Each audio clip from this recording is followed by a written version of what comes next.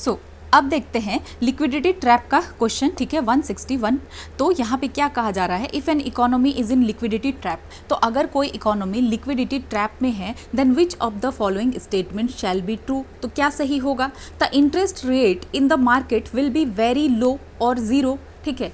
तो ये बिल्कुल सही है कि इंटरेस्ट रेट जो है मार्केट में क्या होगा, बहुत कम होगा, ज़ीरो होगा, हमने देखा। People and businesses both will hold on their cash and don't spend, यही तो होता है लिक्विडिटी के ट्रैप के केस में कि बहुत लिक्विडिटी है लेकिन फिर भी लोग होल्ड ही कर रहे हैं। देन तीसरा है yield on bonds will be very less, तो हाँ बॉन्ड में यील्ड बहुत कम मिल रहा है, इसीलिए तो लोग नहीं चाह रहे हैं कि इन्वेस्ट भी करें, जब उनको फ़ायदा मिलेगा ही नहीं बॉन्ड में तो बॉन्ड में वो इन्वेस्ट क्यों करना चाहेंगे, ठीक है। चौथा कहा जा रहा है demand deposit of banks increases, ठीक है। तो अगर हम देखें तो डिमांड डिपॉजिट बैंक का इंक्रीज हो जाता है, ये भी बात सही है कि लोग क्या कर रहे हैं, इन्वेस्ट नहीं कर रहे हैं, वो मनी को होल्ड कर रहे हैं, चाहे मतलब अपने पास रख रहे हो या बैंक के पास रख रहे हो, लेकिन कहीं इन्वेस्ट नहीं कर रहे हैं, तो ये सही है। तो इसमें जो है 161 का आंसर हो जाता है D, all of the above, जो हम पढ़ चुके हैं, ठीक है। तो लिक्विडिटी ट्रैप क्या है, ऐसा सिचुएशन है जहाँ सेंट्रल बैंक जो है इंक्रीज करना चाहती है मनी सप्लाई इकोनॉमी में, क्यों, क्योंकि यहाँ पे क्या है, रिसेशन है, ठीक है, लेकिन फेल हो जाती है और लो नहीं कर पाती है इंटरेस्ट रेट को, ठीक है, इंटरेस्ट रेट को लो नहीं कर पाती है, जैसे जो रेपो रेट है या बैंक डिपॉजिट रेट है, क्योंकि वो ऑलमोस्ट ज़ीरो है और इससे कम क्या होगा, ठीक है। तो ये मॉनेटरी पॉलिसी इनइफेक्टिव हो गया है, तो ठीक है कि यहाँ पे अब रेपो रेट को घटाना इम्पॉसिबल है, अब कहाँ और रेपो रेट को घटाया जा सकता है, तो इस सिचुएशन में लोग अपना कैश अपने पास रखना ही चाहेंगे, चाहे सेविंग डिपॉजिट अपना खुद के सेविंग डिपॉजिट में बैंक के साथ रखे, ठीक है, या तो अपना कैश रखे, लेकिन फिक्स डिपॉजिट नहीं कराएगी, एफडी नहीं कराएगी, क्योंकि एफडी अगर करवाती है कोई भी, आप भी अगर एफडी करवाएंगे तो आपको कुछ तो इंटरेस्ट मिलेगा, 7%, 8%, 6%, मोर और लेस बैंक जो है इस तरीके से ऑफर करते, तो ये एफडी नहीं करवाएंगे, क्योंकि अब इतना कम मिल रहा है, अब पहले 7 मिलता था, अब 2% है, 1% है, तो क्यों लोग करवाएंगे, नहीं करवाएंगे, इसीलिए ये एफडी नहीं होता है, इसीलिए इसका आंसर क्या है, ऑल ऑफ दी अबव है, ठीक है। अब लोग चाह ही नहीं रहे हैं कि वो स्पेंड करें, ठीक है, तो जब लोग खर्चा करना ही नहीं चाह रहे हैं और डिमांड नहीं है इकोनॉमी में, तो इकोनॉमी जो है लिक्विडिटी ट्रैप में चला जाता है, ठीक है। तो जब इंटरेस्ट रेट जो है नीचे आ जाता है, ऑलमोस्ट ज़ीरो हो जाता है, तो यील्ड भी जो है क्लोज टू ज़ीरो हो जाता है, ठीक है। तो ये इसी चीज़ को आपको याद रखना है कि close to zero as interest rate, तो क्योंकि हमें पता है कि इंटरेस्ट रेट क्या है, डायरेक्टली प्रोपोर्शनल है, अगर इंटरेस्ट बढ़ेगा तो यील्ड भी बढ़ेगा, तो जब इंटरेस्ट घट गया है तो यील्ड कहाँ से बढ़ेगा, तो यील्ड भी घट जाएगा ना, तो ये चीज़ भी बिल्कुल भी सही बात है, ठीक है। उसके बाद आप देखते हैं 162, consider the following statement, inflation benefits creditor, ठीक है। दूसरा कहा जा रहा है इन्फ्लेशन बेनिफिट्स डेटर, ठीक है। उसके बाद inflation benefits bond holders, then inflation benefits depositors. तो अगर आप देख रहे हैं तो पहले इस वीडियो को पॉज करके इसका आप आंसर बताइए रोक के, ठीक है। आपको जस्ट सोचना है कि ठीक है इन्फ्लेशन हुआ तो क्या होगा, फिर थोड़ा दिमाग लगा के आंसर देना है रुक के, ठीक है, उसके बाद देखना है इसका आंसर। सो 162 का आंसर है बी, ये तीनों गलत है, ठीक है, ये तीनों ही गलत है, एक एक करके देखते हैं, ठीक है। तो इसमें जो कहा जा रहा है इन्फ्लेशन बेनिफिट्स क्रेडिटर्स, ठीक है, तो क्रेडिटर कौन है, क्रेडिटर वो पर्सन है जो किसी को लोन दे रहा है और उसको पैसा बाद में मिलेगा, ठीक है। सपोज आप क्रेडिटर हैं, आपने किसी को 1000 रुपीज़ दे दिया, ठीक है, तो इन्फ्लेशन की वजह से प्राइस जो है राइज हो गया, तो आफ्टर 1 ईयर आपको तो प्राइस तो बढ़ गया, 1 साल के बाद आपको 1000 ही मिलेगा ना, लेकिन उस 1000 का तो परचेजिंग पावर घट गया है। आप हो सकता है कि अभी उस 1000 से बहुत कुछ खरीद पाते, लेकिन आपने 1 साल के लिए दे दिया, 1 साल बाद आपको वापस मिल रहा है, अब 1000 रुपये में आप उतनी चीज़ खरीद ही नहीं पा रहे हैं, तो आपको क्या हुआ, आपको लॉस हुआ। फिर दूसरा कहा जा रहा है इन्फ्लेशन बेनिफिट्स डेटर, ठीक है, तो सेम इसका उल्टा, तो अगर क्रेडिटर को नुकसान हो रहा, बोरोवर को तो फायदा होगा ना। बोरोवर कौन है, बोरोवर वो है जिसने उधार लिया है, बोरोवर वो है जो बाद में लोन को रीपे करेगा। तो एग्जाम्पल में अगर हमने क्या किया, बोरो किया, अगर सपोज आपने ही बोरो किया 1000 रुपये, ठीक है, इन्फ्लेशन की वजह से वैल्यू ऑफ मनी फॉल हो गया, ठीक है, लेकिन अब आप क्या कर रहे हैं कि आपने 1000 रुपये पे कर दिया, ठीक है, 1 साल बाद 1000 रुपये पे कर दिया, लेकिन अब तो ये चीपर मनी है ना, तो रियल बर्डन जो है डेथ का वो तो डिक्रीज हो गया, इसीलिए डेटर को गेन होता है, ठीक है, ये चीज़ है। उसके बाद तीसरा है इन्फ्लेशन बेनिफिट्स बॉन्ड होल्डर, ठीक है, तो बॉन्ड होल्डर को क्या मिलता है, अगर कोई बॉन्ड होल्डर है, ठीक है, इसका क्या मतलब है कि उसने बॉन्ड खरीदा हुआ है, उसके पास बॉन्ड है, ठीक है। इशूवर वो है जो बॉन्ड को इशू करता है, जो पैसा बोरो कर रहा है, उधार ले रहा है वो। बॉन्ड होल्डर क्या है कि इसने बॉन्ड को खरीदा, इसके पास बॉन्ड है और इसको इंटरेस्ट रेट मिलेगा, ठीक है। क्या मिलेगा? इंटरेस्ट रेट मिलेगा। तो एग्जाम्पल के तौर पे अगर हम देखें कि बॉन्ड जो है, आप ही हैं बॉन्ड होल्डर और आपको 50 रुपीज़ जो है ईयरली क्या मिल रहा है? इंटरेस्ट मिल रहा है, ठीक है। इन्फ्लेशन बढ़ गया तो अब जो है 50 रुपीज़ में आप कुछ चीज़ ही खरीद पाएंगे ना, ये चीज़ आपको याद रखना है। और जो न्यू बॉन्ड्स मार्केट में है वो ऑफर कर रहा है हाइयर इंटरेस्ट रेट, ठीक है, इन्फ्लेशन बढ़ने की वजह से। तो आपका ओल्ड बॉन्ड तो लेस अट्रैक्टिव हो गया, तो बॉन्ड होल्डर्स को नुकसान ही होता है इन्फ्लेशन के टाइम पे, ठीक है। सिर्फ यहाँ पे जो उधार ले रहा है उसी को फायदा हो रहा है, ठीक है। तो बॉन्ड होल्डर्स वाला भी गलत हो गया। देन इन्फ्लेशन बेनिफिट्स डिपॉजिटर, कि इन्फ्लेशन क्या कर रहा है? बेनिफिट कर रहा है डिपॉजिटर को। कैसे? अब इसको समझते हैं। ये भी गलत है, ये सही नहीं है। इन्फ्लेशन डिपॉजिटर्स जो है क्या करते हैं? पैसा अपना बैंक में डिपॉजिट रखते हैं, ठीक है। सपोज एफडी करवाया किसी ने, बैंक को अपना पैसा दे दिया, बैंक उसको 5% इंटरेस्ट दे रही है, ठीक है। इन्फ्लेशन 7% है, तो रियल रिटर्न इसको क्या मिल रहा है? रियल रिटर्न उसको जो है अगर देखा जाए तो 5 - 7 तो उसको -2, ठीक है, उल्टा नुकसान ही हो रहा है। तो परचेजिंग पावर, सेविंग का भी फॉल हो रहा है, जो सेविंग है उसका परचेजिंग पावर फॉल हो रहा है, तो डिपॉजिटर को भी लॉस होता है इन्फ्लेशन के केस में। तो ये सारी चीज़ों को याद रखना है। तो यहाँ फ़ायदा सिर्फ किसको हुआ? डेटर को फ़ायदा हुआ, जो क्रेडिटर है लूज़ कर गया, जो बॉन्ड होल्डर्स है उसको भी उसको भी फ़ायदा नहीं हुआ, और जो डिपॉजिटर है वो भी लूज़ कर रहा है। तो आंसर ओनली 2 है, ठीक है। देन अब देखते हैं 163 में क्या है? If a country is experiencing inflation, कि अगर कोई कंट्री है और वहाँ इन्फ्लेशन है तो क्या होगा? देन व्हाट विल डिक्रीज, तो डिक्रीज क्या होगा? वेज लेवल, ठीक है। इन्फ्लेशन है तो क्या वेज लेवल डिक्रीज होगा? Output of goods and services, the amount of money needed to purchase a given quantity of goods and services, या परचेजिंग पावर। सबसे यहाँ पे आपको क्या दिख रहा है? सही आंसर दिख रहा है परचेजिंग पावर, कि जब भी किसी कंट्री में इन्फ्लेशन होता है तो इसका मतलब परचेजिंग पावर मतलब क्या है कि अगर आपको कोई गुड खरीदना है, ठीक है, सपोज़ हमें अगर सपोज़ ब्रेड खरीदना है, ठीक है, तो हमें उसके लिए पैसा चाहिए। तो पहले हम उस ब्रेड को खरीद पाते थे 5 रुपये में, ठीक है, और अब इन्फ्लेशन की वजह से हम 10 रुपये में खरीद पा रहे हैं। तो क्या हो गया? यानी परचेजिंग पावर जो है वो डिक्रीज़ होता है ना। तो यही चीज़ कहा जा रहा है, ठीक है, कि परचेजिंग पावर डिक्रीज़ होगा। और इन्फ्लेशन के केस में अगर हम देखें तो जनरली क्या हो रहा है? वेज तो इंक्रीज ही हो रहा है ना, आउटपुट के बारे में तो कुछ कहा ही नहीं जा सकता है, ठीक है। तो यही चीज़ है कि इन्फ्लेशन के केस में जो आपको पैसा चाहिए होता है वही सेम गुड को परचेस करने के लिए जो आप पहले परचेस करते थे अब आपको ज़्यादा चाहिए होता है। जो ब्रेड वाला केस हमने देखा कि पहले 5 रुपये में आपको ब्रेड मिल रहा था, अब उसी ब्रेड के लिए आप 10 रुपये दे रहे हैं, तो ये परचेजिंग पावर घटेगा, ये है। उसके बाद देखते हैं 164, ठीक है। Which of the following will be the outcome if N economy is under inflationary pressure, कि इकोनॉमी इन्फ्लेशनरी प्रेशर में है तो क्या होगा? तो domestic currency heads for depreciation, ठीक है, एक ये है। देन दूसरा, export become less competitive with imports getting costlier, ठीक है। उसके बाद कॉस्ट ऑफ बोरोइंग डिक्रीजेस, तो इसका आंसर क्या है? बी है, इसका आंसर बी है, 1 और 2। और डेफिनेटली अब आपको पता भी है। तो होता क्या है कि ना, इस टाइप के क्वेश्चन को आप सॉल्व कैसे करेंगे? आप थोड़ा सा रुक के सोचेंगे उस पर कि अच्छा अगर इन्फ्लेशन हो रहा है तो क्या होगा, ये होगा वो होगा, ऐसे आपको सोचना है। आप अगर जनरली ऐसे पढ़ेंगे ना तो आपको इतना नॉलेज होने के बाद भी आपका क्वेश्चन गलत हो सकता है। तो 164 में जो ये जो पहला कहा जा रहा है, ठीक है, तो यहाँ कुछ चीज़ें समझ लेते हैं कि इकोनॉमी अगर इन्फ्लेशनरी प्रेशर में है तो इसका क्या मतलब है कि इन्फ्लेशन या तो बढ़ गया है, ठीक है, या चांसेस है कि बढ़ने वाला है। इन्फ्लेशनरी प्रेशर का यही मतलब है, ठीक है। तो इन्फ्लेशन की वजह से क्या होगा? करेंसी हमारा डेप्रिशिएट होगा, ये बिल्कुल सही बात है। कितनी बार हमने कर चुके हैं हम इस चीज़ को, तो ये बिल्कुल सही बात है। करेंसी अप्रिशिएट तो हमारा किसी भी हाल में होने वाला नहीं है, ठीक है। उसके बाद अगर इन्फ्लेशन है तो उसके बाद inflation makes domestic goods costly and export becomes less competitive, तो ये तो बिल्कुल सही ही बात है ना कि एक्सपोर्ट जो है हमारा लेस कॉम्पिटिटिव हो जाएगा, ठीक है, और हमारा डोमेस्टिक गुड्स भी कॉस्टली हो जाएगा और एक्सपोर्ट तो लेस कॉम्पिटिटिव होगा ही, ठीक है, और इम्पोर्ट भी कॉस्टलियर हो जाएगा, ठीक है, विथ इम्पोर्ट्स गेटिंग कॉस्टलियर। तो इन्फ्लेशन की वजह से क्या होगा, अगर इन्फ्लेशन है तो डोमेस्टिक इकोनॉमी, इम्पोर्ट्स, ये सब कुछ कॉस्टलियर हो जाएगा। क्यों कॉस्टलियर हो जाएगा, क्योंकि हमारा करेंसी भी तो डेप्रिशिएट हुआ।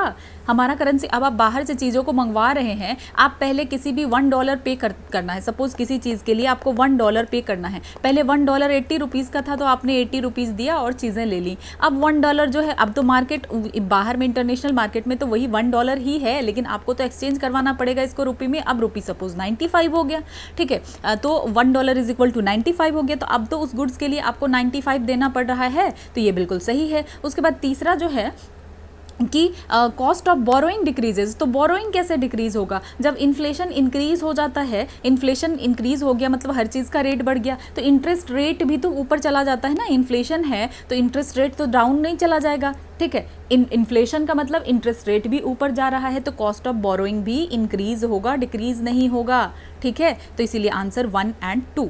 अब देखते हैं 165, ठीक है। Which of the following may lead to an increase in overall prices. तो किसकी वजह से ओवरऑल प्राइसेस हमारा जो है इंक्रीज होगा, इंक्रीज इन इफेक्टिव डिमांड। तो हाँ, सही बात है कि अगर एग्रीगेट डिमांड जो है इंक्रीज हो जाए सपोज 10% से, तो एग्रीगेट सप्लाई इंक्रीज हो रहा है सपोज अगर 8% से, तो इससे क्या होगा, तो इसकी वजह से जो है इफेक्टिव इंक्रीज हो जाएगा डिमांड में 2% का, जिसकी वजह से इन्फ्लेशन होगा। यहाँ इफेक्टिव डिमांड की बात करी जा रही है, मतलब क्या है कि यहाँ पे डिमांड 10 है और आपका सप्लाई जो है 8 ही है, तो यहाँ पे 2 का तो कह सकते हैं कि अभी भी 2 लोगों को लिए बहुत कट टू कट टक्कर है। तो इफेक्टिव डिमांड अगर इंक्रीज हो रहा है तो प्राइस तो बढ़ेगा ही ना, कि अब जो ज़्यादा देगा उसी को मिलेगा, ठीक है। तो ये बिल्कुल सही बात है।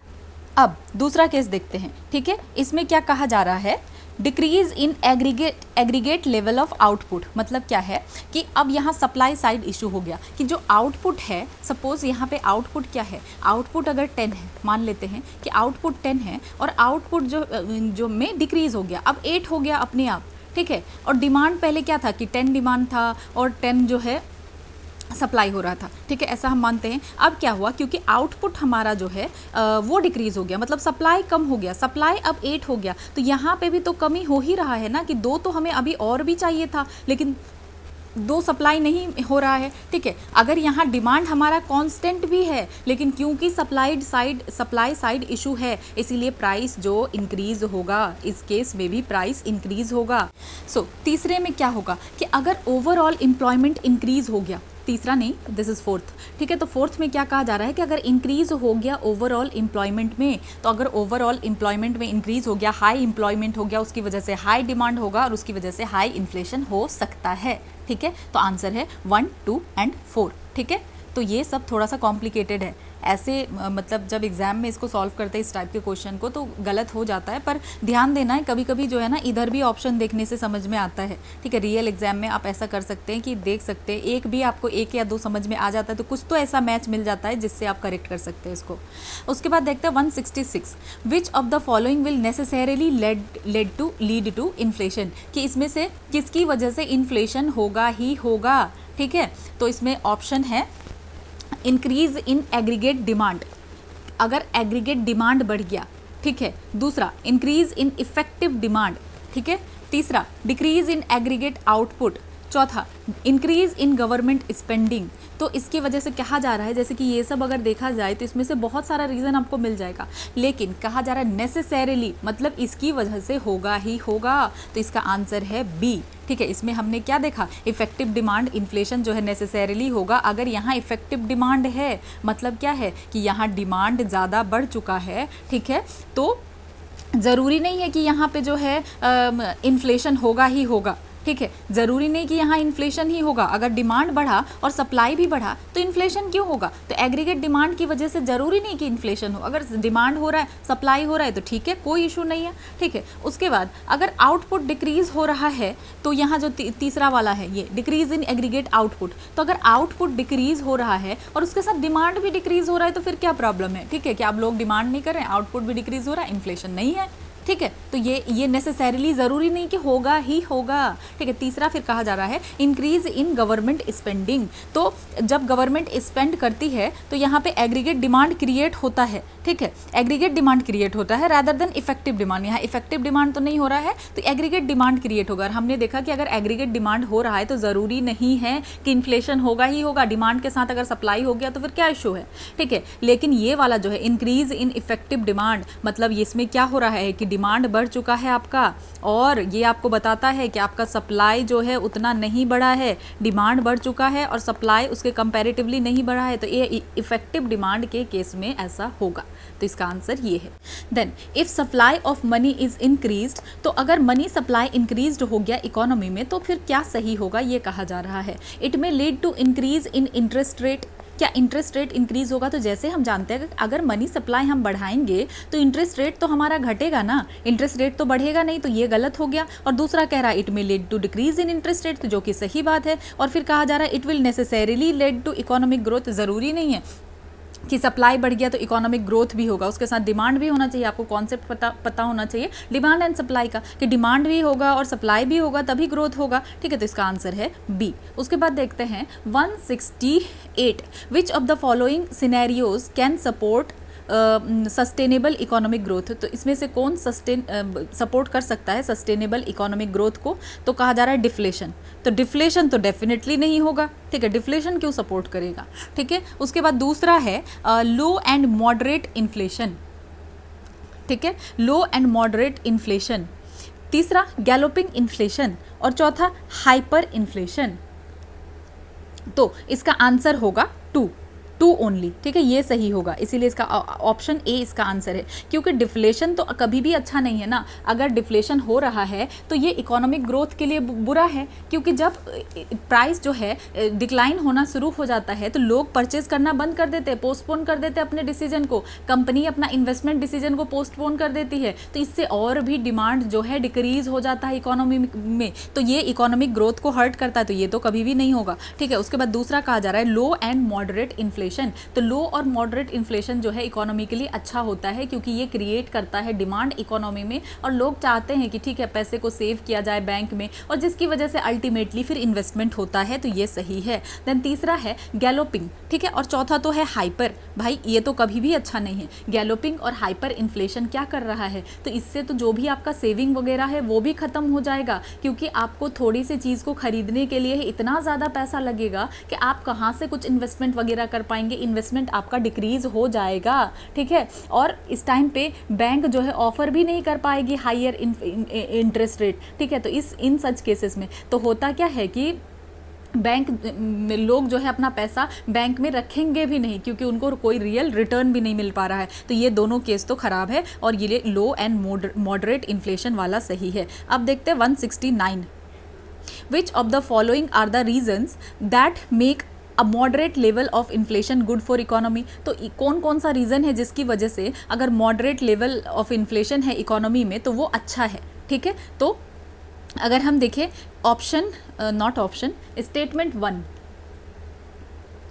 तो स्टेटमेंट 1 क्या कहा जा रहा है, इट इंक्रीजेज कंजम्पशन लेवल। तो हाँ ये सही बात है। It keeps business profitable. तो हाँ अगर मॉडरेट लेवल ऑफ इन्फ्लेशन रहेगा तो बिजनेस प्रॉफिटेबल होगा। It induce people to save more. तो ये भी सही है। तो 169 का आंसर है D, all of the above है आंसर। देन अब इस चीज़ को समझते हैं कि आखिर लो और मॉडरेट इन्फ्लेशन अगर है तो वो बेनिफिशियल क्यों है। तो होता क्या है कि लोग जो है कंटिन्यू सेविंग करते रहते हैं पैसा को बैंक में। ठीक है, कि क्योंकि यहाँ पे क्या हो रहा है कि अगर बैंक जो है डिपॉजिट इंटरेस्ट रेट ज़्यादा दे रही है इन्फ्लेशन से, ठीक है, तो लोगों को अभी भी पॉजिटिव रियल रिटर्न मिल रहा है। जैसे डिपॉजिट रेट अगर give me a moment, yes, तो डिपॉजिट रेट अगर जो है 8% है और इन्फ्लेशन 5% है, तब भी जो है लोगों को रियल गेन 3% का हो जा रहा है। तो लोग चाहते हैं कि वो ज़्यादा से ज़्यादा पैसा बैंक में रखे। तो अगर इन्फ्लेशन बहुत ज़्यादा हाई है तो saving lose value and people avoids deposit. तो यहाँ पे थोड़ा इन्फ्लेशन हम देख पा रहे हैं, तो थोड़ा इन्फ्लेशन सही है। लेकिन बहुत ज़्यादा अगर हाई होगा तो सेविंग का वैल्यू तो कम हो जाएगा, तो लोग अवॉइड करेंगे डिपॉजिट को। ठीक है, उसका दूसरा देखते हैं, ठीक है, लॉन्ग टर्म कॉन्ट्रैक्ट्स पॉसिबल हो पाता है। अगर मॉडरेट इन्फ्लेशन है और प्राइस जो है राइज कर रहा है स्लोली और प्रिडिक्टेबल है, तो बिजनेसेस और वर्कर्स जो है एस्टिमेट कर सकते हैं कि फ्यूचर कॉस्ट और इनकम क्या होगा, ठीक है। तो कॉन्ट्रैक्ट्स जो भी है उसको ऑफन लिंक किया जाता है इन्फ्लेशन इंडेक्स के साथ, ठीक है। इंडेक्सेशन इसी को कहा जाता है कि कॉन्ट्रैक्ट्स को लिंक किया जाता है इन्फ्लेशन इंडेक्स के साथ, ठीक है। जैसे कि सैलरी अगर हम देखें तो हर साल इंक्रीज होता है इन्फ्लेशन के अकॉर्डिंग। ऐसे जाता है ना कि हाँ ठीक है, इन्फ्लेशन है, महंगाई है, तो सैलरी जो है थोड़ा थोड़ा बढ़ाया जाता है, तो इससे कॉन्फिडेंस बना रहता है और स्टेबिलिटी बना रहता है, ठीक है। उसके बाद रिलेटिव प्राइस जो है वो भी स्टेबल रहता है, ठीक है। मॉडरेट इन्फ्लेशन जो है यूजुअली क्या करता है, ये डिस्टॉर्ट नहीं करता प्राइस को, थोड़ा बहुत चेंज होता है तो बिजनेस अभी भी जज कर सकते हैं कि कौन सा गुड प्रॉफिटेबल होगा, क्या कंज्यूमर डिमांड करेंगे, हमें क्या प्रोड्यूस करना चाहिए। तो जो इकोनॉमिक डिसीजन मेकिंग है वो इफिशियंट ही रहेगा। लेकिन अब यही अगर बहुत ज़्यादा इन्फ्लेशन हो जाए तो फिर तो कन्फ्यूजन क्रिएट हो जाएगा, क्योंकि सारा प्राइस रैपिडली चेंज हो जाएगा। इसलिए हल्का इन्फ्लेशन हमेशा ही अच्छा होता है और पीपल को इंकरेजमेंट मिलता है कुछ ज़्यादा से ज़्यादा कंज्यूम करे, ठीक है। जब प्राइस ऐसे धीरे धीरे ग्रेजुअली बढ़ता है ना, तो पीपल जो है सोचते हैं कि ना अभी खरीद लेते हैं रैदर देन लेटर, क्योंकि हमें पता है कि ये तो थोड़ा थोड़ा ऐसे बढ़ते जाएगा, तो भाई बढ़ जाए रेट उससे पहले हम खरीद लेते हैं, ठीक है। तो अगर हम समझते हैं कि कोई मोबाइल का रेट आज 20,000 है, सपोज आप ही को पता है कि आपको एक फ़ोन खरीदना है और 20,000 में, उसके बाद आपको ये पता है कि नेक्स्ट ईयर ये थोड़ा तो बढ़ ही जाएगा, ठीक है, 22,000 हो जाएगा, तो क्यों ना हम अभी खरीद लें। तो जैसे लोग खरीदेंगे तो पोस्टपोन करने के बजाय तो यहाँ पे डिमांड क्रिएट होगा, ठीक है। डिमांड अगर बढ़ेगा तो प्रोडक्शन बढ़ेगा, इन्वेस्टमेंट बढ़ेगा, इकोनॉमिक ग्रोथ बढ़ेगा। तो ये हमने इसके बारे में कॉन्सेप्ट भी देख लिया, ठीक है। उसके बाद देखते हैं 170। तो यहाँ पे क्या कहा जा रहा है, consider the following statement regarding and economy facing deflation. तो अब डिफ्लेशन अगर है तो क्या होगा, डिफ्लेशन का case, companies defer their investment, ठीक है, तो ये सही है, ऐसा करेगी company. People defer there expenditure, तो ये भी होगा। देन डिमांड डिक्रीजेस, डिमांड भी घटेगा, अनएम्प्लॉयमेंट बढ़ेगा, तो ये सब कुछ होगा जब डिफ्लेशन होगा। तो इसका आंसर है डी। तो अब इसके भी कॉन्सेप्ट को देख लेते हैं कि जब इकोनॉमी डिफ्लेशन में है, ठीक है, डिफ्लेशन का मतलब क्या है कि प्राइस हर चीज़ का घट रहा है, प्राइस जो है हर चीज़ का घट रहा है। तो इस सिचुएशन में क्या है कि जो आप 100 रुपये में ख़रीद सकते हैं, सेम चीज़ जो है 100 रुपीज़ को आप क्या कर सकते हैं, परचेज़ कर सकते हैं और ज़्यादा, ठीक है। उसी 100 रुपये में आप और भी ज़्यादा चीज़ें परचेस कर सकते हैं नेक्स्ट ईयर। जैसे आपको पता है कि आपके पास 100 रुपये है और आज जो 100 रुपये में आप परचेस कर सकते हैं, इसी 100 रुपये से नेक्स्ट ईयर में आप 2x परचेस कर सकते हैं, दुगना परचेस कर सकते हैं। तो अब आप क्या करेंगे, पोस्टपोन करते रहेंगे कि नहीं भाई इतना सस्ता हो गया, तुमने तो 60,000 में लिया, मैंने 40,000 में लिया, ऐसी वाली चीज़ें हो जाएगी। तो तीसरा बंदा बोलेगा कि भाई देखो उसको 60 में मिला, इसको 40 में मिला, हम थोड़ा सा और वेट कर लेते हैं, क्या पता मुझे 20 में मिल जाए। तो यही होगा, जो पोस्टपोन डिसीजन रहेगा वो पोस्टपोन करते जाएंगे, ठीक है। तो डिमांड घट जाएगा, ठीक है। और जैसे ही डिमांड डिक्रीज हो जाएगा तो कंपनी डिफर करेंगे, जो भी अपना प्रोडक्शन है, इन्वेस्टमेंट डिसीजन है, वो सब भी जो है क्या होगा, कम हो जाएगा। कंपनी प्रोड्यूस भी नहीं करेगी, सब कुछ कम होता जाएगा और उसकी वजह से अनएम्प्लॉयमेंट बढ़ता जाएगा, ठीक है। इस केस में कुछ बढ़ता है तो वो अनएम्प्लॉयमेंट ही बढ़ता है, डिमांड घट रहा है, पीपल अपना एक्सपेंडिचर करना बंद कर देंगे, कंपनी इन्वेस्टमेंट करना बंद कर देगी। बंद इन द सेंस कि कम, क्योंकि लोगों को लगेगा भाई जब ज़्यादा फायदा होगा तब करेंगे ना, अभी क्यों करते, अभी रखते हैं पैसा अपने पास ही, तो ये होगा, ठीक है। देन ये सब जनरली क्या है, वो नॉर्मल सी चीज़ है जो हम डे टू डे हर वक्त करते रहते हैं। इकोनॉमी, हम हर वक्त इकोनॉमी का यूज़ करते हैं, कहीं जाते हैं तुरंत अपना घाटा फ़ायदा देखते हैं, अच्छा अभी इतना फ़ायदा है, यहाँ से इतना फ़ायदा है, वहाँ से 5% ज़्यादा फ़ायदा है तो यहाँ कर लेते हैं। तो हम सिंपल चीज़ों को डे टू डे बेसिस पे बहुत ज़्यादा करते हैं। इकोनॉमिक्स का यूज़ तो आप हर वक्त करते रहते हैं, लेकिन होता क्या है कि हम सिंपल वे में करते हैं, लेकिन जब ये स्टेटमेंट बन के आ जाता है ना तो हम कंफ्यूज हो जाते हैं, अच्छा ये क्या हो रहा है। तो कभी कभी इकोनॉमी के क्वेश्चन में आप क्या कर सकते हैं, अगर कुछ भी लिंक हो, ठीक है, डे टू डे लाइफ से कुछ भी थोड़ा सा दिमाग खुला रखने से कभी क्लिक कर जाए तो आप सॉल्व कर सकते हैं, क्योंकि इकोनॉमी का यूज़ तो हम हर वक्त ही करते रहते हैं। बस जब स्टेटमेंट बन के आता है तो अच्छा ये क्या है, हाई इन्फ्लेशनरी प्रेशर और ये वो, ठीक है, ये सारी चीज़ें होती है। तो देखते हैं 171 को, ठीक है। तो यहाँ पे कहा जा रहा है which of the following factors could potentially contribute to stagflation in an Indian economy.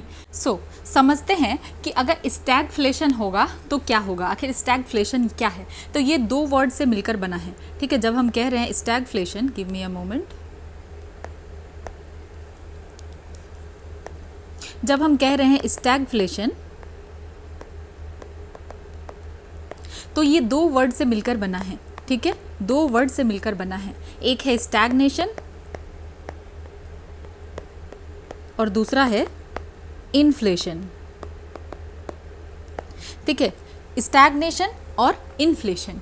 तो स्टैग्नेशन का क्या मतलब है कि जब इकोनॉमी की ग्रोथ रुक जाए, ठीक है, लो जीडीपी हो और अनएम्प्लॉयमेंट बढ़ने लगे, तो ये स्टैग्नेशन है कि एक तो हमारा जीडीपी ही भी डाउन हो रहा है और ऊपर से अनएम्प्लॉयमेंट भी काफ़ी ज़्यादा है, ठीक है। और इन्फ्लेशन का मतलब तो हमें पता ही है कि जब चीज़ों का प्राइस बढ़ने लग जाए तो हम इन्फ्लेशन कहेंगे। तो मतलब क्या है कि मार्केट में मंदी है, लोगों के पास काम नहीं है, लेकिन फिर भी हर चीज़ महंगा होता जा रहा है। ये एक रेयर कंडीशन होता है, क्योंकि नॉर्मली होता क्या है कि जब मंदी आता है तो प्राइस गिरते हैं, पर यहाँ पे मंदी है, कुछ चल नहीं रहा इकोनॉमी में, लेकिन फिर भी यहाँ प्राइस बढ़ रहा है। तो ये है स्टैगफ्लेशन कि स्टैग्नेशन प्लस इन्फ्लेशन। अब ये क्यों होता है, आखिर हो ही क्यों रहा है, तो इसका दो जो है चीज़ होता है, इसको समझते हैं, ठीक है। तो सप्लाई साइड शॉक हो सकता है, ठीक है, सप्लाई साइड कोई इशू होगा, ठीक है। सप्लाई साइड से क्या इशू होगा समझते हैं कि मान लेते हैं कि कोई भी ज़रूरी चीज़ जैसे ऑयल या पेट्रोल का दाम अगर अचानक से बढ़ जाए, जैसे कि कोविड-19 की वजह से या अभी जो वॉर लाइक सिचुएशन चल रहा है, हॉर्मोज बंद है, उसकी वजह से, तो ठीक है, तो यहाँ पे क्या हो रहा है कि किसी चीज़ का प्राइस अचानक से बहुत ज़्यादा बढ़ गया, तो इससे बिजनेस का कॉस्ट बढ़ गया। अगर ये पेट्रोल का दाम अभी बढ़ रहा है, आपको देखने भी मिल रहा है और भी मिलेगा कि अगर पेट्रोल का रेट यहाँ पे बढ़ रहा है तो क्या हो रहा है, तो बिज़नेस, इसकी वजह से बिज़नेस का हर चीज़ का कॉस्ट बढ़ जाता है। पेट्रोल का कॉस्ट बढ़ गया तो इसकी वजह से बिज़नेस का हर चीज़ का कॉस्ट बढ़ जाता है, तो वो प्रोडक्शन कम कर देते हैं। तो वो क्या करते हैं, जो चीज़ों को बनाना उसको कम कर देते हैं। जब प्रोड्यूस करना कम कर देंगे तो इसको हम कहेंगे स्टैग्नेशन। और प्राइस भी बढ़ा रहा है, ठीक है, यहाँ क्या हो रहा है कि प्राइस भी बढ़ रहा है, ठीक है, तो इससे हो रहा है इन्फ्लेशन। मतलब यहाँ हो क्या रहा है सप्लाई साइड की वजह से कि सपोज तेल या सपोज पेट्रोल ये नहीं पहुँच पा रहा है हमारे पास तक, तो इसकी वजह से बिजनेस का कॉस्ट बढ़ रहा है, वो प्रोडक्शन करना कम कर देंगे, प्रोड्यूस करना कम कर देंगे, तो ये हो गया स्टैग्नेशन। और प्राइस का, चीज़ों का दाम बढ़ता जाएगा, प्रोड्यूस भी नहीं हो रहा है, चीज़ों का दाम बढ़ता जा रहा है, तो ये हो गया इन्फ्लेशन, ठीक है। और यहाँ पे पुअर इकोनॉमिक पॉलिसीज़ की वजह से भी हो सकता है कि जब गवर्नमेंट बहुत ज़्यादा पैसा खर्च कर देती है, ठीक है, जब सेंट्रल बैंक, ठीक है, जैसे कि आरबीआई इंटरेस्ट रेट को बहुत लो रखते हैं और इकोनॉमी में बहुत ज़्यादा पैसा पंप कर देते हैं, उस केस में क्या होता है, अगर मार्केट में सप्लाई नहीं बढ़ी और पैसा आ गया तो इन्फ्लेशन बढ़ जाएगा। तो अगर पुअर इकोनॉमिक पॉलिसीज़ हो तब भी हो सकता है, अगर सप्लाई साइड शॉक हो तब भी हो सकता है, ठीक है। तो इसका इम्पैक्ट क्या होता है, तो इसका इम्पैक्ट ये होता है कि जो परचेजिंग पावर है वो बिल्कुल ख़त्म हो जाता है। इन्फ्लेशन की वजह से आपके पैसे की कीमत कम हो जाती है। जो चीज़ें हमें पहले 100 रुपीज़ में, मतलब बहुत कम हो जाता है, ख़त्म इन द सेंस कि जो चीज़ें पहले हमें 100 में मिलता था अब वो शायद 150 रुपीज़ में मिलेगा, ठीक है, यही चीज़ कहा जा रहा है। प्रोडक्टिविटी कम हो जाएगा, फैक्ट्रीज़ जो है काम भी अब कम करेगी, जिसके वजह से नए जॉब नहीं बन पाएंगे, तो ये एक वीसीएस साइकिल क्रिएट हो जाएगा, ठीक है। महंगी चीज़ों के वजह से, ठीक है, यहाँ अगर चीज़ें महंगी होती जा रही तो आप सेविंग नहीं कर पाएंगे, ठीक है, सेविंग आपका कम हो जाएगा, ठीक है। और जैसे ही सेविंग कम होगा इन्वेस्टमेंट कम होगा, ठीक है। और बिज़नेस जो है, इन्वेस्टमेंट अगर कम होगा तो फिर नौकरी वगैरह जो है, जो भी एम्प्लॉयमेंट है वो भी नहीं हो पाएगा ना, बिजनेसेस अब जॉब वगैरह भी प्रोड्यूस नहीं कर पाएगी, ठीक है। तो ये सारी चीज़ें यहाँ पे होगा। तो यहाँ पे होगा क्या, क्या क्या हो सकता है जब स्टैगफ्लेशन होगा, तो इकोनॉमिक ग्रोथ क्या होगा, ये लो हो जाएगा, ये तो ज़्यादा किसी भी तरीके से नहीं होगा। इन्फ्लेशन क्या होगा, ये हाई हो जाएगा। अनएम्प्लॉयमेंट क्या होगा, ये हाई हो जाएगा, ठीक है। परचेजिंग पावर क्या होगा, ये लो हो जाएगा। परचेजिंग पावर लो, इकोनॉमिक ग्रोथ लो, इन्फ्लेशन हाई, अनएम्प्लॉयमेंट हाई, तो इसको याद रखना है कि नॉर्मली इन्फ्लेशन और अनएम्प्लॉयमेंट का जो रिलेशन होता है ना वो उल्टा होता है, ठीक है, कि अगर एक बढ़ता है तो दूसरा घटता है नॉर्मल केस में, कि अगर इन्फ्लेशन जो है इसका रिलेशन क्या होता है, उल्टा होता है, ठीक है, इन्वर्सली प्रोपोर्शनल होता है कि एक बढ़ेगा तो दूसरा घटेगा, पर स्टैगफ्लेशन में दोनों एक साथ ही बढ़ता है। इसी वजह से इसे हैंडल करना सेंट्रल बैंक के लिए सबसे बड़ा चैलेंज हो जाता है, ठीक है, ये चीज़ है। तो आपको सप्लाई साइड वाला अभी शॉक के बारे में भी पता चला कि हाँ सप्लाई साइड से क्या इशू होता है। अब समझते हैं 171 को, ठीक है, which of the following factor could potentially contribute to stagflation in Indian economy. तो कौन से फैक्टर की वजह से स्टैगफ्लेशन हो सकता है। तो हमने क्या क्या पढ़ा था, एक तो सप्लाई साइड वाला पढ़ा था, गवर्नमेंट की स्पेंडिंग वाला पढ़ा था। तो अब देखते हैं high inflationary pressure due to increased government spending. तो ये सही बात है, ये हमने देखा था कि अगर हाई इन्फ्लेशनरी प्रेशर है, क्यों है, क्योंकि गवर्नमेंट बहुत ज़्यादा स्पेंड कर रही है, तो इससे इन्फ्लेशन बढ़ सकता है, सही बात है। दूसरा एक्सपेंशनरी मॉनेटरी पॉलिसी, बिल्कुल सही बात है, जितना मनी सप्लाई होगा इन्फ्लेशन बढ़ेगा। और तीसरा है decline in industrial production and sluggish economic growth. तो ये सही बात है कि इंडस्ट्रियल प्रोडक्शन में डिक्लाइन होगा और इकोनॉमिक ग्रोथ जो है रुकेगा, तो इससे स्टैगफ्लेशन होगा, तो ये सही है। उसके बाद यहाँ पे जो कहा जा रहा है decrease in aggregate demand and consumer spending. तो अगर जो डिमांड था वो कम हो गया और कंज्यूमर स्पेंडिंग कम हो गया, तो इस केस में यूजुअली क्या हो सकता है, रिसेशन हो सकता है, लो इन्फ्लेशन हो सकता है, डिफ्लेशन हो सकता है, स्टैगफ्लेशन इस केस में नहीं होता है, ठीक है। जनरली ऐसा नहीं है, डिमांड अगर कम होता है तो प्राइस जनरली डाउनवर्ड चला जाता है, ठीक है। स्टैगफ्लेशन मोस्टली क्यों हो रहा है, सप्लाई साइड शॉक की वजह से, कॉस्ट पुश इन्फ्लेशन की वजह से, क्योंकि अचानक से चीज़ों का रेट बहुत ज़्यादा बढ़ गया, इस वजह से नहीं कि हाँ डिमांड घट गया, अब चीज़ों का इतना ज़्यादा रेट बढ़ गया, इसी के लिए स्टैग्नेशन भी आ गया, इन्फ्लेशन भी आ गया, ये सारी चीज़ें हैं, ठीक है। कि अगर सिर्फ एग्रीगेट डिमांड फॉल होता है तो ये अकेले जो है क्रिएट नहीं करेगा इन्फ्लेशन, ठीक है। अकेले अगर डिमांड सिर्फ क्रिएट, क्योंकि हमने पहले वाले में भी पढ़ा था ना कि अगर डिमांड जो है कम हो रहा है लेकिन साथ में जो है सप्लाई भी कम हो रहा है, तो इस केस में कोई प्रॉब्लम नहीं होगा, ठीक है। तो ये सारी चीज़ें हैं। सिर्फ अगर एग्रीगेट डिमांड, ठीक है, हमने एग्रीगेट डिमांड, इफेक्टिव डिमांड पढ़ा हुआ है, तो सिर्फ अगर एग्रीगेट डिमांड जो है फॉल कर रहा है तो ये अकेले जो है इन्फ्लेशन क्रिएट नहीं करेगा, इसीलिए टिपिकल स्टैगफ्लेशन नहीं है। तो 171 का आंसर क्या है, 1, 2 एंड 3 है। अब देखते हैं 172, which of the following are supply side factors responsible for inflation.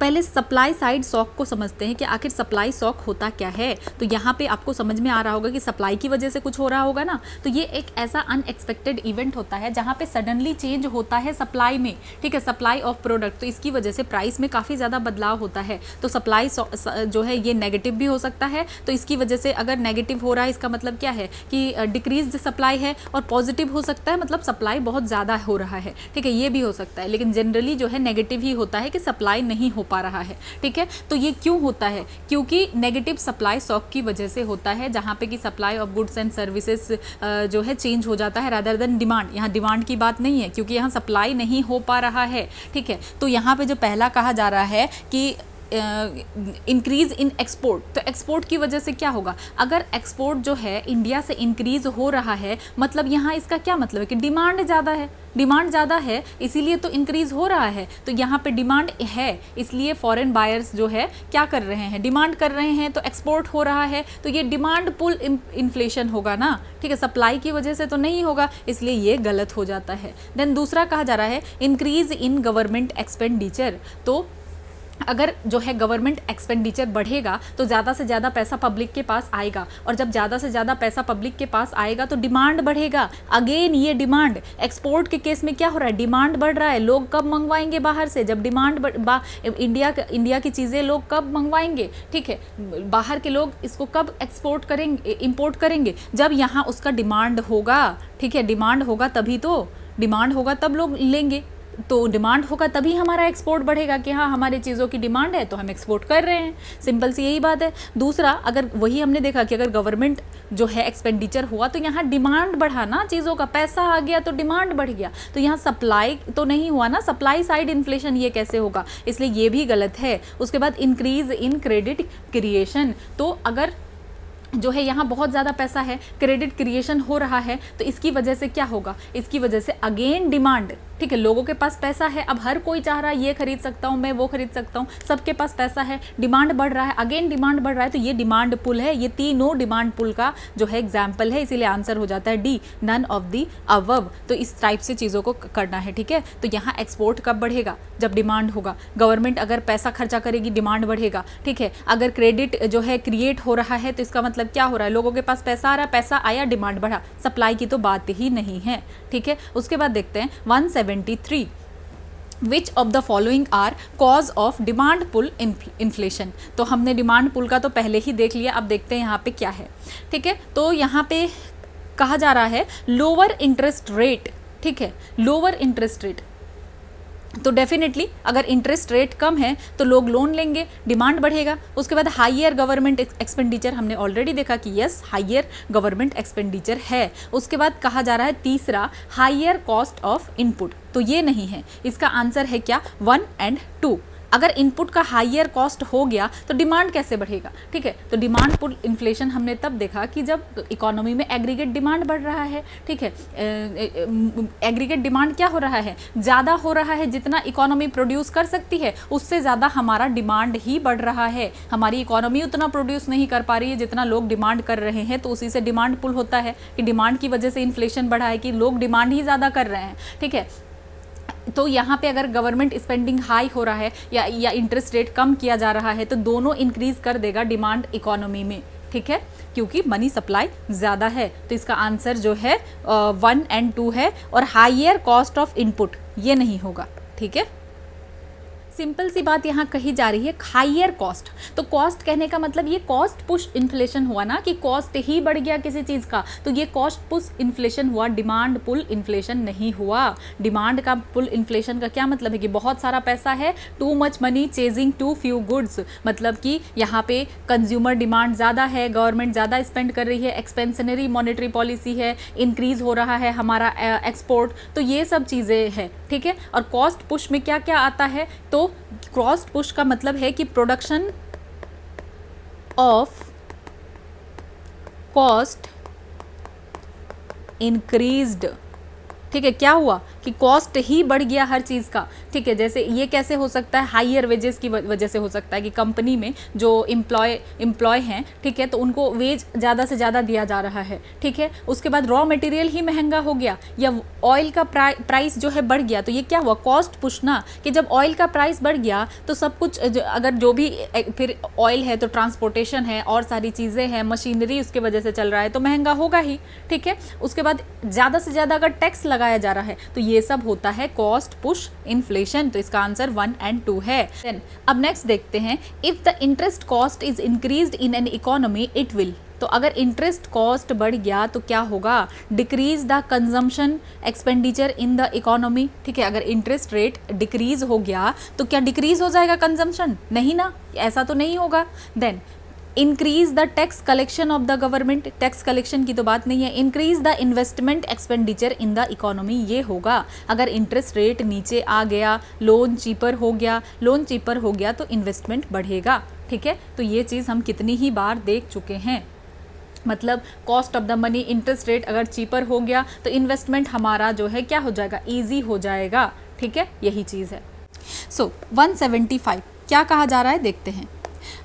Consider the following statement, high output leads to high unemployment, क्या आपको कहीं से भी ये सही लग रहा है? अगर हाई आउटपुट है, ज़्यादा से ज़्यादा आउटपुट मिल रहा है, तो अनएम्प्लॉयमेंट इस टाइम में कब होगा? अगर हाई आउटपुट है इकोनॉमी में, मतलब फैक्ट्री जो है फुल पोटेंशियल पे काम कर रहे हैं, ज़्यादा से ज़्यादा लेबर को एम्प्लॉय किया जा रहा है, तो ये गलत है, ठीक है। उसके बाद दूसरा कहा जा रहा है high unemployment leads to high inflation, तो हम जानते हैं कि अगर एम्प्लॉयमेंट होगा, ठीक है, लोगों के पास ज़्यादा से ज़्यादा एम्प्लॉयमेंट होगा तो पैसा होगा तो लोग चीज़ों को ज़्यादा खरीदेंगे, डिमांड बढ़ेगा, इन्फ्लेशन बढ़ेगा। अब अनएम्प्लॉयमेंट है, पैसा ही नहीं है, तो इन्फ्लेशन कैसे बढ़ेगा? तो ये गलत है, तो इसका आंसर क्या हो गया, करेक्ट, ओके। तो इसका आंसर होगा डी, नॉट सी, आंसर होगा डी। उसके बाद देखते हैं 176, consider the following statement in context of inflation, ठीक है। तो यहाँ पे कुछ ओवर हीटिंग वगैरह की बात की गई है, तो कुछ चीज़ें और भी समझ लेते हैं हम। इस क्वेश्चन को सॉल्व करने से पहले कुछ कॉन्सेप्ट को और भी समझना जरूरी है, ठीक है। ओवर हीटिंग इकोनॉमी क्या होता है? ओवर हीटिंग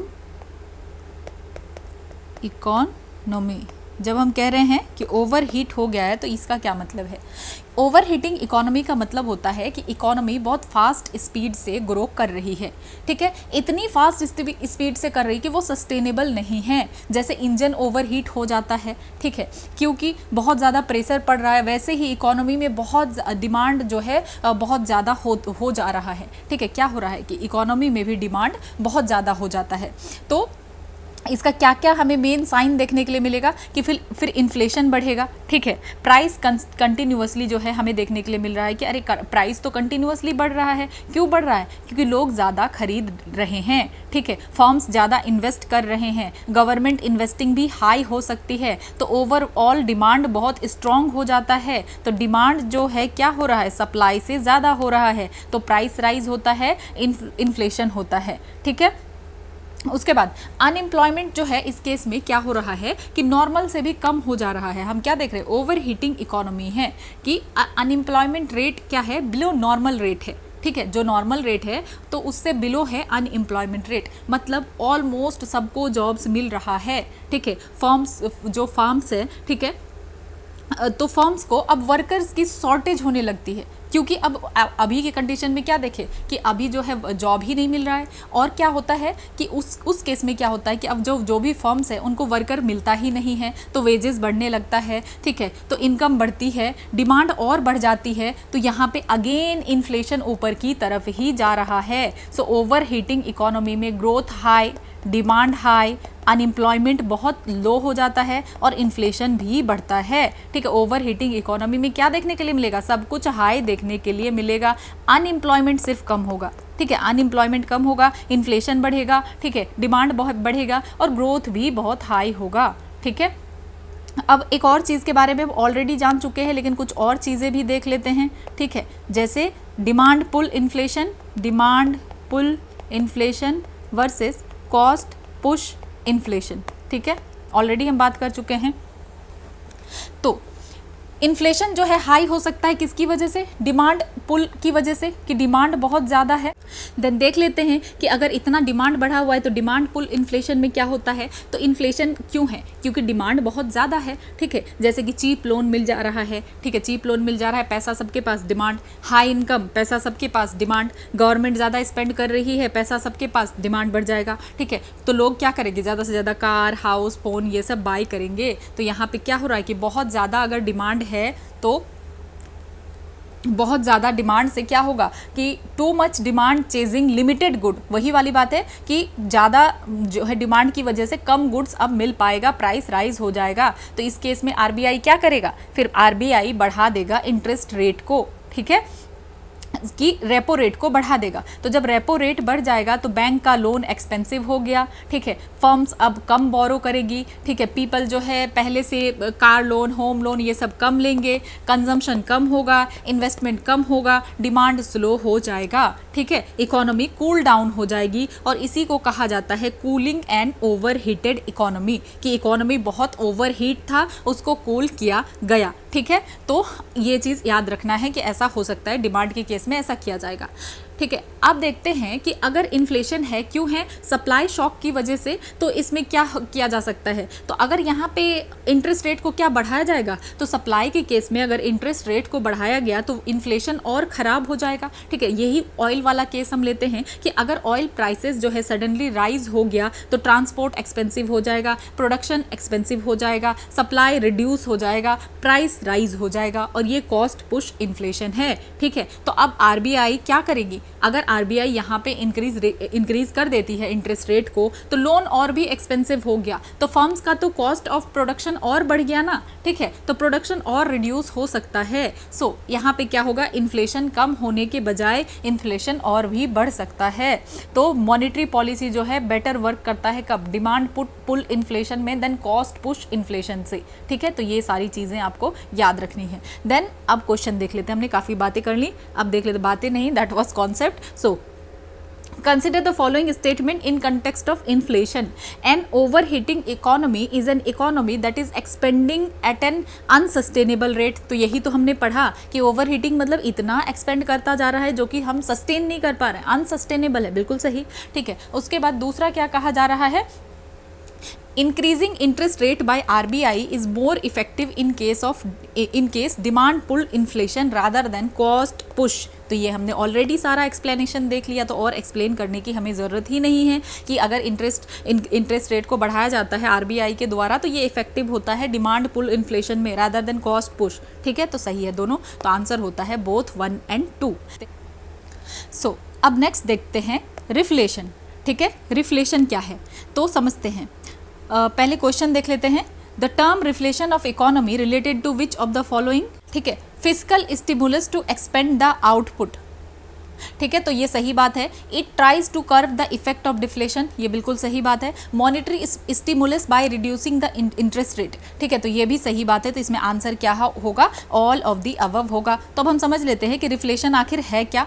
तो रिफ्लेशन के केस में क्या होता है, ये एक तरीके का फिजिकल या मॉनिटरी पॉलिसी है, डिज़ाइन किया जाता है ताकि आउटपुट को बढ़ाया जा सके, ठीक है, आउटपुट को बढ़ाया जा सके, स्पेंडिंग को क्या किया जा सके, बढ़ाया जा सके और कर्व किया जा सके डिफ्लेशन। तो रिफ्लेशन कब होगा, जब डिफ्लेशन है, डिफ्लेशन को कर्व करने के लिए रिफ्लेशन होगा, मतलब आउटपुट को बढ़ाने की बात की जाएगी, स्पेंडिंग को बढ़ाने की बात की जाएगी। तो ये कब होता है, जब इकोनॉमिक अनसर्टेनिटी और रिसेशन होता है, उसके बाद होता है। तो ये सारा बिल्कुल सही है। Physical stimulus to expand the output, बिल्कुल सही। It tries to curb the effect of deflation, बिल्कुल सही। Monetary stimulation by reducing the interest rate, बिल्कुल सही, all of the above.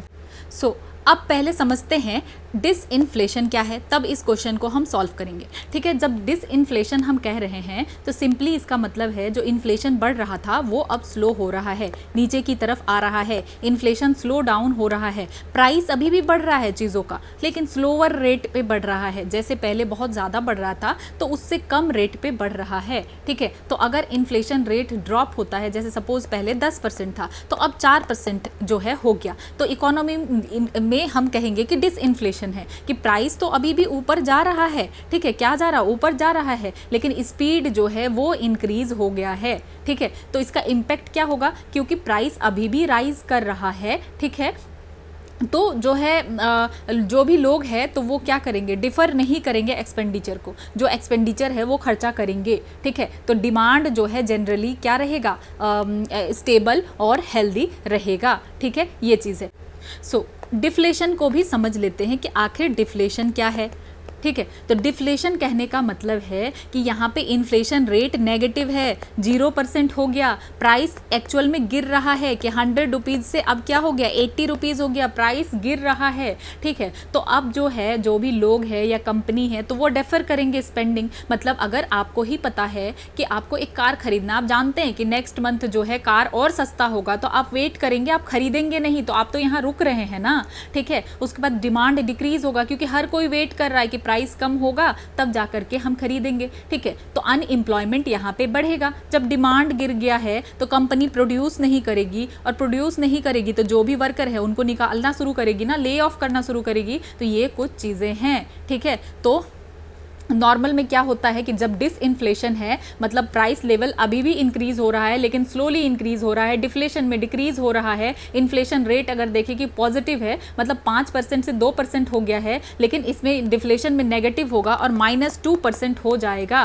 Consumer का बिहेवियर देखें तो डिसइन्फ्लेशन के केस में जो नॉर्मल बाइंग पैटर्न है वो रहेगा, और डिफ्लेशन के केस में लोग जो है डेफर करेंगे परचेज को, वेट करेंगे। डेफर का मतलब क्या होता है कि वेट करेंगे कि कब प्राइस कम होगा तब खरीदेंगे, ठीक है। इकोनॉमिक हेल्थ जो अगर देखें तो डिसइन्फ्लेशन हमें जो है दिखाता है कि हाँ ठीक है, हेल्दी इकोनॉमी ही है, कूलिंग हो रहा है, ठीक है। और डिफ्लेशन का मतलब है कि सीवियर रिसेशन है, ठीक है। ये कुछ चीज़ें हैं। तो अब हम क्वेश्चन देखते हैं। Consider the following statement regarding an economy facing disinflation. तो अगर डिसइन्फ्लेशन होगा तो क्या होगा, कंपनीज डेफर देयर इन्वेस्टमेंट, ऐसा तो हमने नहीं देखा, ये सब कुछ तो नॉर्मली चलता रहेगा। पीपल डेफर देयर एक्सपेंडिचर, ये भी नहीं होगा। डिमांड डिक्रीज हो जाएगा, क्यों डिक्रीज होगा, ये भी नहीं होगा। अनएम्प्लॉयमेंट इंक्रीज होगा, अनएम्प्लॉयमेंट भी इंक्रीज नहीं होगा। सब कुछ जो है नॉर्मली चल रहा है, तो ये सब जो है नन ऑफ द अबव इसका आंसर है। देन अब देख लेते हैं पहले सॉवरिन गोल्ड बॉन्ड्स के बारे में, देन हम क्या करेंगे, फिर उसके बाद जो है क्वेश्चन सॉल्व करेंगे। ठीक है, तो ये क्या है, ये गवर्नमेंट सिक्योरिटीज़ है बेसिकली, और इसको जो है इशू किया जाता है आरबीआई के द्वारा, ठीक है, ऑन बिहाफ ऑफ गवर्नमेंट। ठीक है, तो ये जो है अगर हम देखें तो और जो बॉन्ड होता है तो वो रुपी डिनोमिनेटेड होता है, लेकिन ये जो है डिनोमिनेटेड है इन ग्राम्स ऑफ गोल्ड।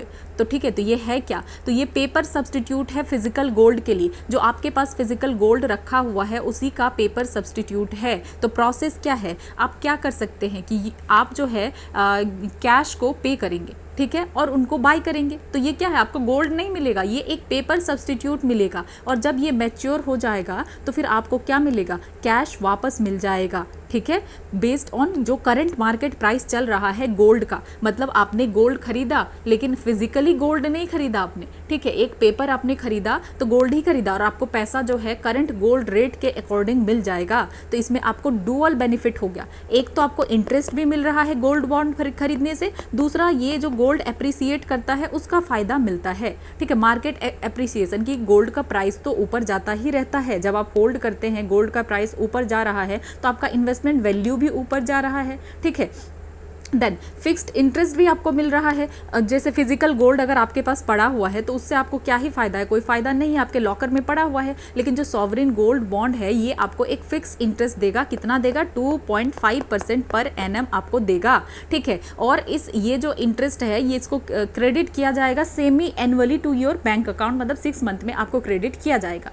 ठीक है, और प्रोटेक्शन एंड सिक्योरिटी भी मिलेगा। तो समझते हैं यहाँ पे कि यहाँ रिस्क नहीं है, ठीक है, कि चोरी हो जाएगा या कोई स्टोरेज का कॉस्ट है, लॉकर वगैरह में रखवाना है, ये सब का रिस्क नहीं है। Then purity and making charge का रिस्क नहीं है, जब आप ज्वेलरी बाय करते हैं तो आप मेकिंग चार्ज देते हैं, ठीक है, और प्योरिटी के बारे में भी सोचते हैं, लेकिन सॉवरिन गोल्ड बॉन्ड में ऐसा तो कुछ भी नहीं है, 100% प्योर है क्योंकि ये गवर्नमेंट के द्वारा बैक्ड है। ठीक है, देन क्वांटिटी भी प्रोटेक्ट है कि अगर आप बॉन्ड बाय करते हैं सपोज 10 ग्राम्स ऑफ गोल्ड, ठीक है, 10 ग्राम्स ऑफ गोल्ड सपोज आप बाय कर रहे हैं, ठीक है, तो आपको जो है गारंटी मिल रहा है कि आप जो 10 ग्राम बाय कर रहे हैं तो जो मार्केट का वैल्यू होगा जब आप रिडीम करेंगे तो वही वैल्यू मिलेगा। ठीक है, कि इससे मतलब नहीं है कि कितना ऊंचा प्राइस चला गया हो, आपको वही पैसा मिलेगा। ठीक है, और रिस्क फैक्टर अगर हम देखें तो इसमें एक रिस्क है कि अगर प्राइस डिप्रिशिएट हो गया, यहाँ तो हम देख रहे हैं कि हाँ गोल्ड का प्राइस जनरली ऊपर ही जाता है और अभी तो बहुत ऊपर है,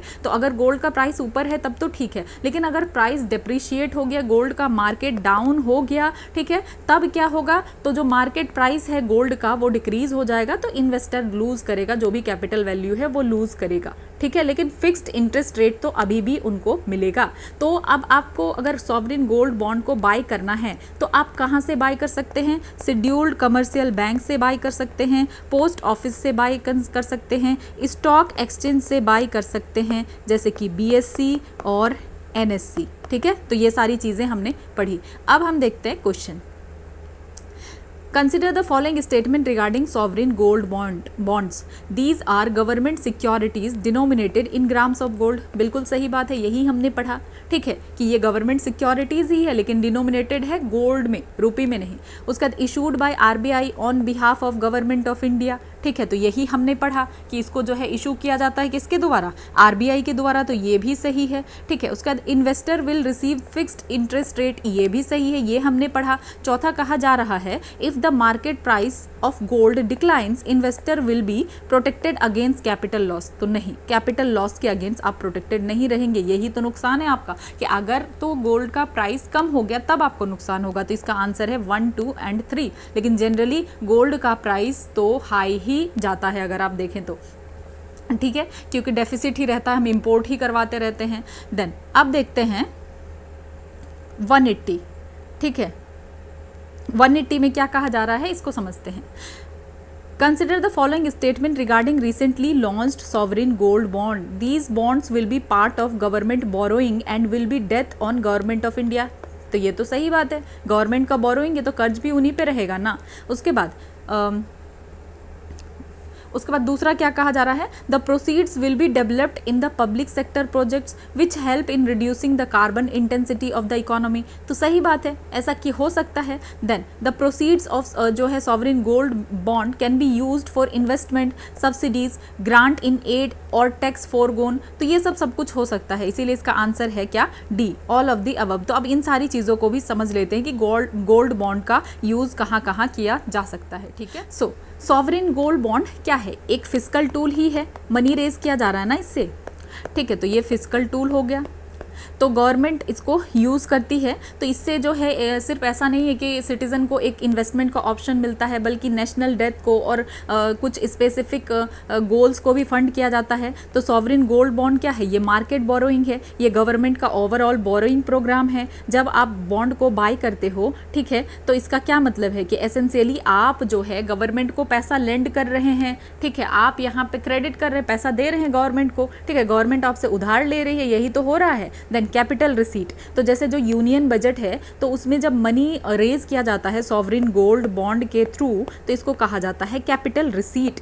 ठीक है, कि पैसा तो आया, लेकिन कैसे, कैपिटल क्रिएट करके पैसा आया। तो इसका क्या मतलब है कि मनी जो भी आ रहा है तो ये लायबिलिटी क्रिएट कर रहा है। लायबिलिटी का मतलब क्या है कि कर्जा बढ़ रहा है ना गवर्नमेंट का, आखिर गवर्नमेंट पे तो करेगी, तो यहाँ पे गवर्नमेंट का ये लायबिलिटी है। देन जो भी इससे चीज़ें पैसा आ रहा है, जो भी प्रोसीड्स है इन बॉन्ड का, वो डिपॉजिट होगा कंसोलिडेटेड फंड ऑफ इंडिया में जाएगा। ठीक है, और वहीं से यही प्राइमरी अकाउंट है गवर्नमेंट ऑफ इंडिया का, जहाँ पे कि सारा रेवेन्यू रिसीव होता है, जहाँ से सारा एक्सपेंसेस मेट होता है। ठीक है, देन अब देखते हैं हम जो ये हमने ये जो सेकंड वाला पढ़ा, ठीक है, इसमें तो हमने फर्स्ट वाला पढ़ा कि डेथ जो है गवर्नमेंट ऑफ इंडिया का होगा, बिल्कुल सही बात है। लेकिन दूसरा वाला क्या है, ये जो कार्बन इंटेंसिटी इकोनॉमी, तो हम देखते हैं कि ग्रीन फाइनेंस से क्या कनेक्शन है इसका।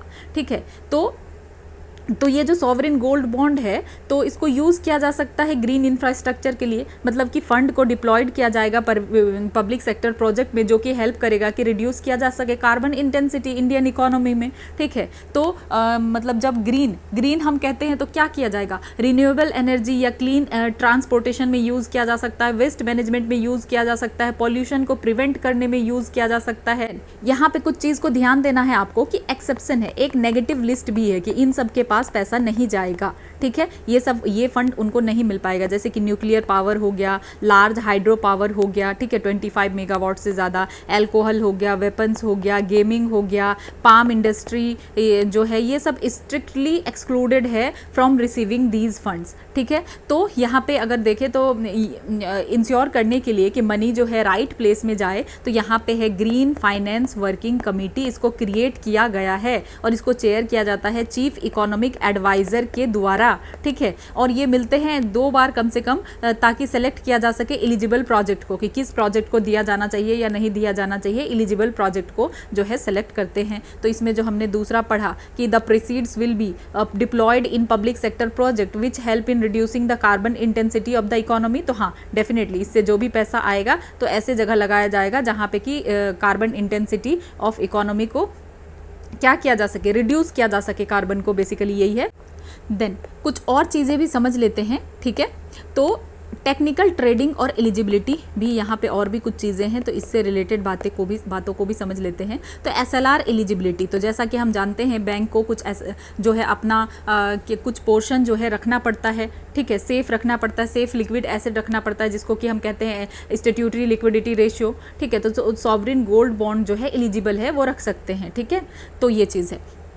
उसके बाद ये जो सॉवरिन गोल्ड बॉन्ड है, तो इसका यूज़ किया जा सकता है किस चीज़ के लिए, कोलेटरल के लिए, रेपो लोन्स के लिए भी इसको यूज़ किया जा सकता है। ठीक है, तो ये अलाउ करता है होल्डर्स को, ताकि उसको जो है शॉर्ट टर्म लिक्विडिटी मिल सके। मतलब सॉवरिन गोल्ड बॉन्ड का यूज़ रेपो ट्रांजेक्शन में भी होगा, सेकेंडरी मार्केट में भी होगा। ठीक है, कि आपको जो है ज़रूरी नहीं है कि होल्ड करना पड़ेगा बॉन्ड को पूरे 8 साल के लिए, आप इसको ट्रेड भी कर सकते हैं, स्टॉक एक्सचेंज वगैरह भी कर सकते हैं। अगर आपने ये बॉन्ड ले लिया है तो ज़रूरी नहीं कि पूरे 8 साल तक आप इसको होल्ड करें, आप चाहे तो इसको बेच भी सकते हैं, खरीद भी सकते हैं सेकेंडरी मार्केट में, तो ये भी होगा। देन यूनिफॉर्म प्राइस ऑक्शन भी है वहाँ पे, कि जब गवर्नमेंट इशू करती है, जब कोई नया बैच इशू करती है, तो वहाँ पे यूज़ किया जाता है यूनिफॉर्म प्राइस ऑक्शन मेथड। तो इंश्योर किया जाता है कि जो भी सक्सेसफुल बिडर है वो वो क्या करे, सेम प्राइस दे और रिसीव करे सेम इंटरेस्ट रेट। यही कहा जा रहा है कि जो भी सक्सेसफुल बिडर है ना, तो यूनिफॉर्म प्राइस ऑक्शन है, ऐसा नहीं कि किसी को कुछ प्राइस है किसी के लिए कुछ प्राइस है। जो भी बिडर्स हैं तो वो सेम प्राइस जो है पे करे और उनको फिर सेम इंटरेस्ट रेट मिले। उसके बाद नॉन रेसिडेंट का इन्वेस्टमेंट, इसके बारे में भी आपको जानना है, ठीक है। तो एनआरआईज जो है उनको भी परमिशन है कि वो इन्वेस्ट कर सकते हैं इस बॉन्ड्स में। तो ये सब कुछ जो है चीज़ें थी जो जिसके बारे में हमने बात करी। तो यहाँ पे हमने जाना कि बजटरी कैटेगरी में ये कैपिटल रिसीट में आता है, ये गवर्नमेंट के ऊपर कर्ज है। देन कहाँ डिपॉजिट किया जाता है, कंसोलिडेटेड फंड ऑफ इंडिया में, इंटरेस्ट रेट 2.5%, ठीक है। ग्रीन प्रोजेक्ट में लगाया जाता है, सोलर में, विंड में, क्लीन ट्रांसपोर्ट में, ठीक है। तो ये सारी चीज़ें हैं। देन एक्सक्लूजन भी हमने देखा कि nuclear power, tobacco, weapons, large hydro power, ये सब जो है एक्सक्लूड है। देन हमने ये भी देखा कि की अथॉरिटी इसमें ग्रीन फाइनेंसिंग वर्किंग कमेटी है और चीफ इकोनॉमिक एडवाइजर जो है कौन है, चेयरमैन। और बैंक बेनिफिट भी हमने देखा कि इसको काउंट किया जाएगा एसएलआर में। तो ये सारी चीज़ें हैं। तो ये जो तीसरा वाला पॉइंट है, the proceeds of sovereign gold bond can be used for investment, subsidies, grant in aids और टैक्स फोरगोन। तो इन सारी चीज़ों में इसका यूज़ किया जाएगा, इसीलिए 180 का आंसर क्या है, डी है, ठीक है। उसके बाद अब देखते हैं 181। तो the recently constituted green finance working committee chaired by, हमने इतनी बार देखा किसके द्वारा चेयर किया जा रहा है, चीफ इकोनॉमिक एडवाइजर के द्वारा, ठीक है। तो 181 का आंसर क्या है, सी है।